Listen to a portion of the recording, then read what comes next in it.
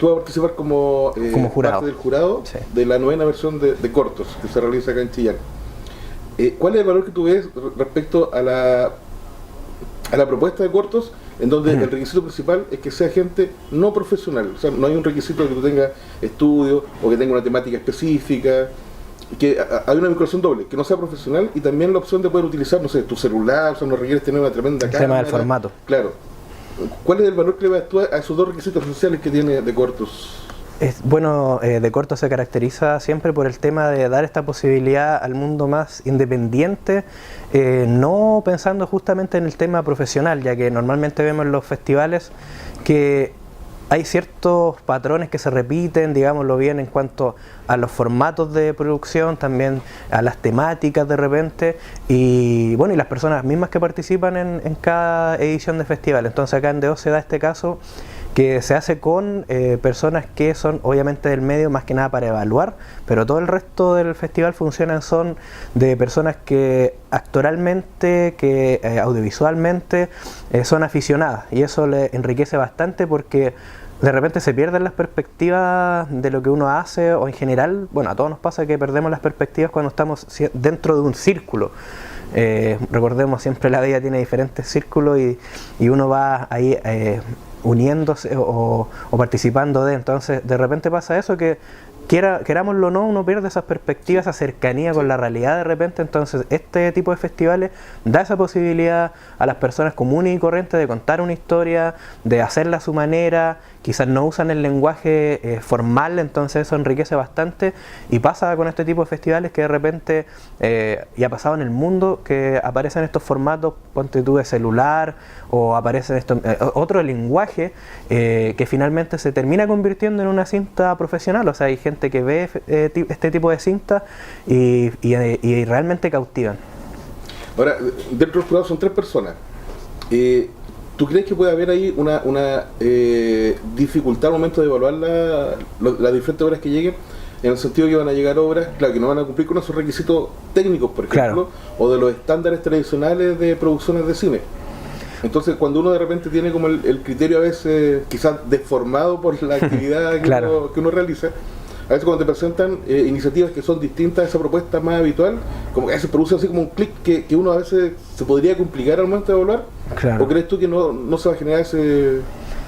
Yo creo que no creo que pase, pero más que nada lo veo por el sentido, esto netamente pensando en que uno, claro, tiene este papel o rol de, no sé, de director de cine, o es como estas chapas que existen. Correcto. Así que a mí en lo personal no me gustan, no me agradan mucho, pero yo siento que uno aquí también viene predispuesto a aprender, a visualizar productos ojalá novedosos en cuanto al lenguaje, en cuanto a las actuaciones, en cuanto a la historia en sí. Yo creo que eso es lo que va a primar en este tipo de festivales, y de hecho siempre ha pasado así. Yo creo que eso es lo que prima, y finalmente eso es lo que va a dar un ganador, y pensando en que de repente hay cintas que quizás no ganan, pero más que nada va por otras cosas. Yo creo que si una historia es fuerte, se cuenta algo interesante, siempre va a tener una oportunidad.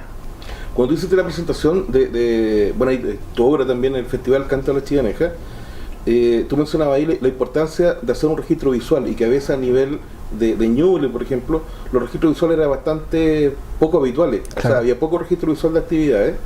En ese sentido, ¿tú crees que, por ejemplo, en este caso de cortos, invita a valorar ese tema de registro visual? Yo creo que sí, porque finalmente qué más bonito que la propia gente de acá de Ñuble esté contando algo, esté contando una realidad, esté contando una historia que quizás pasa a puertas adentro, quizás no lo sabemos, o sea, no la estamos viendo en lo evidente, en lo que uno sale al centro y ve comúnmente. Entonces todo eso es importante de una comunidad en general.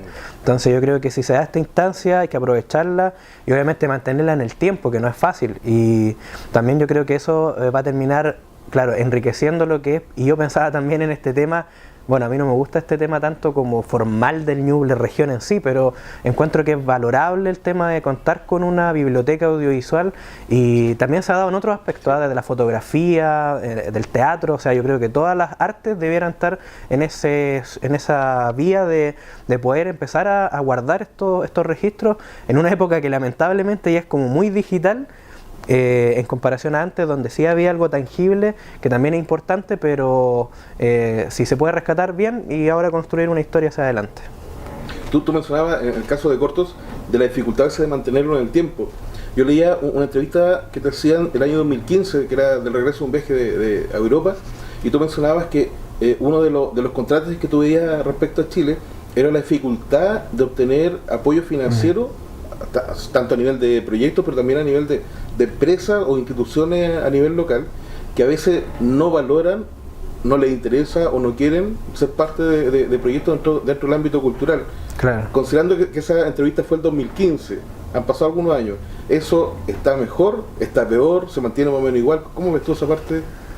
Es un análisis súper amplio, pero yo creo que de repente pasa más que haya más o menos, porque recursos siempre van en aumento. Los recursos, yo creo que de gobierno, de las empresas, siempre están dispuestas a gastar más en cultura. Pero la pregunta es, ¿por qué yo gasto este dinero? ¿O por quién yo gasto este dinero? Entonces ahí es donde uno de repente saltan estas preguntas y todavía no tienen respuesta. Lo que pasa es que de repente hay proyectos que se pierden en el camino y que son realmente muy buenos, o hay que apoyarlos, o lo mismo que hablábamos recién del tema de comunidad, que de repente se pierde un poco, y yo creo que eso es importante ahí, poner las lucas, como se dice bien. Entonces yo creo que por ahí se pierden las cosas, porque al final yo creo que sí, hay pasos importantes en cuanto a fondos, en cuanto a dineros. Quizás las formas de repente son un poco enredadas para muchos, pocos llegan y logran ganarse estos proyectos. Quizás debiera haber algunas líneas de acercamiento, que yo sé que existen, pero son muy puntuales. Entonces debiera haber un acercamiento de ese tipo. Y de hecho yo creo que el paso más grande que se ve en otros países es que las empresas, no por este tema de entre comillas cumplir o gastar este dinero aportado, este porcentaje al año, se acercan a los realizadores. O sea, hay gente de la empresa o de los gobiernos vinculadas directamente, están visualizando, están alertas en lo que está pasando, algo que acá encuentro que se pierde un poco. Hay mucha oficina, poco terreno, encuentro que por ahí se pierde un poco esa conexión que debiera haber para gastar lo bueno, los fondos que cada vez aumentan más, pero de repente no se van a los proyectos que se debiesen invertir. No, es cierto. En ese tema de conexión, tu labor también está súper vinculada al tema radio y música, y ahí no podemos dejar de hablar de Patria Nueva, que es un trabajo súper interesante, lleva más de 7 años a nivel nacional, está de Iquique a Punta Arenas cubriendo el territorio, y es un espacio que permite la cabida a nuevas bandas, permite la cabida o sea, un espacio que permite difundir gran parte de la música nacional. Claro. Y en ese sentido la vinculación entre los músicos y el cine, hay una relación un poco más afiatada en el tema de poder acercarse hacia el cine, poder utilizar ese formato de música. Claro, o sea, hay un poco una lejanía todavía. Mira, como pensándolo en cine, en frío, no hay mucho acercamiento, pero yo lo veo más, por ejemplo, con el documental El Canto a la Chillaneja, que yo creo que por ahí empiezan a vincularse, y no solo con ese, sino que otros registros a nivel nacional de bandas que han querido dejar esta huella en cuanto a lo que están haciendo, en cuanto a lo que generan con el público, la cultura en general, y yo creo que por ahí va el tema, por ejemplo, El Canto a la Chillaneja, esa conexión justamente comunitaria en el fondo, que es un festival que pretende acercar a las personas comunes y corrientes con una gama de diferentes estilos a un festival que tiene una connotación importante, que es el tema de la Violeta Parra, y que obviamente está bien presente en eso, como el tema de, claro, tener una banda como ancla a nivel nacional, pero que todo el resto sea un matiz de diferentes sonidos que están naciendo y que están emergiendo acá. Y con el programa, claro, se da eso directamente, se da en el tema de bandas que, por ejemplo, yo partía primero con bandas súper conocidas, que es como la clave para empezar un programa, pero en el fondo actualmente yo ya de 20 canciones que programo en una pasada, 2 o 3 son conocidas y el resto, claro, son para canciones que uno confía en ellas, confía en estos artistas nuevos y se las juega porque en algún día van a llegar bien alto. Y yo creo que ahí, claro, el tema de los documentales, los registros, cada vez van siendo más profesionales, pese a que de repente no se cuentan con los recursos, pero si lo mismo, se repite siempre este patrón de una buena historia, de algo interesante que contar, siempre va a tener un espacio, ya sea en una sala de cine común y corriente, ya sea en un formato de video, ya sea en YouTube, que ahora es la plataforma para poder difundir a la música y lo que gira en torno a ella. Tú hablabas de confianza en torno a estas nuevas bandas que van naciendo. Y tú me mencionaste también un caso que también se vincula con el tema de confianza, que fue este trabajo de cine en donde se desarrolló acá en Chillán 100%, y tú pensás que hubo también una intención de poder vincularse, que los actores secundarios también fueran chillanejos, pero no fueran necesariamente actores, sino que fueran personas comunes y corrientes que fueran parte de esa propuesta. ¿Cómo fue esa experiencia y ese trabajo que se hizo?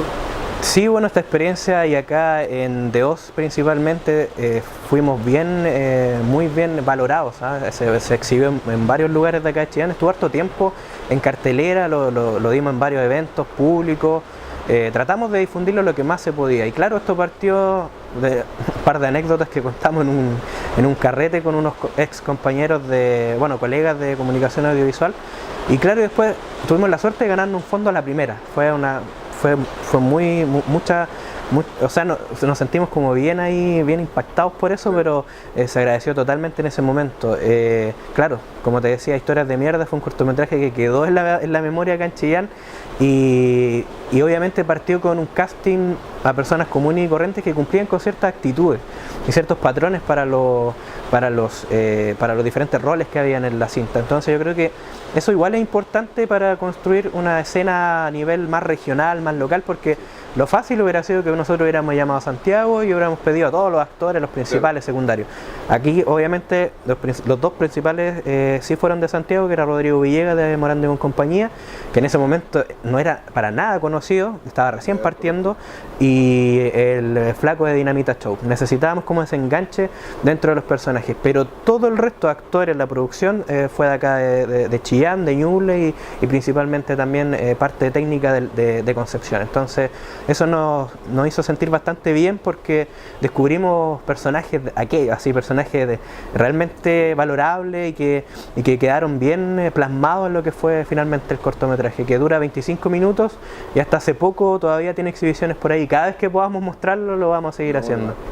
O sea, hay potencial para hacer buenas cosas. Sí. Bueno, los dejo invitados para que participen de esta edición de cortos. Hoy es un festival independiente, totalmente generado acá en la ciudad de Chillán, y la idea es que si tú estás viendo y tienes esa idea en la cabeza hace tiempo, plásmala, ya sea con un celular, en cualquier formato sirve, y participa, porque realmente más allá de los premios, más allá de lo que se está sorteando, es una posibilidad de hacer un buen producto, algo que marque y también algo que puede generar opinión, ya sean buenas o malas, siempre va a ser una crítica constructiva al final. Así que atrévanse y manden sus cortos a este festival de cine que ya comienza a fines de noviembre. Vale, gracias Cristian, nos vemos en cortos. Okay.